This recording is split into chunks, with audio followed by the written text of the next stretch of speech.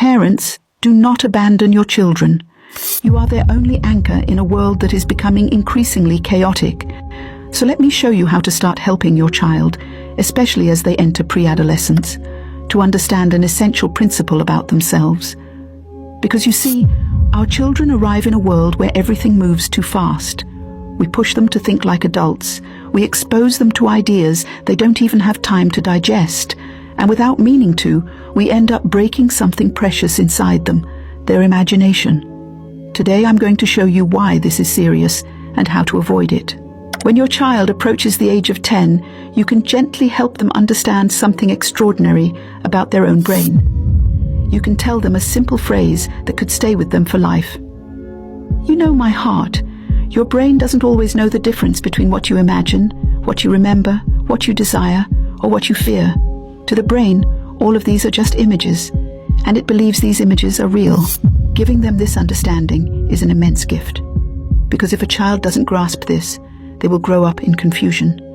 They will think every fear is a fact, that every thought defines who they are, and that every worry must be obeyed.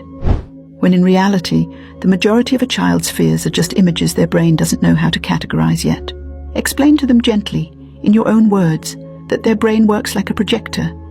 What they put inside is what they feel, and what they feel is what they eventually believe to be true. You can tell them, when you imagine something scary, your brain thinks it's happening. But when you imagine something beautiful, your brain thinks that's real too. Both work the same way. So, be careful about what you let into your mind. And tell them this too, because it will arm them for life. You don't have to believe everything your brain shows you. You can choose which images you want to keep and which ones you want to let go. You see, children today grow up in a world that wants to teach them to be reasonable way too fast. We tell them to stop dreaming, to stop imagining, to stop creating worlds. But what adults forget is that imagination isn't a game. It is a force, an inner power. It is the first tool life gave them to understand who they are, to heal, to project themselves, and to protect themselves. On this page, I want to teach you the deep connection between neuroscience and spirituality. You can join the adventure, and don't forget to subscribe to my YouTube and Instagram pages, links in the bio. As parents, you have no choice but to train yourselves first, because you cannot give a child what you do not have yourself.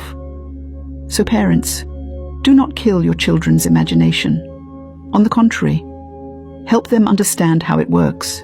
Peace and blessings.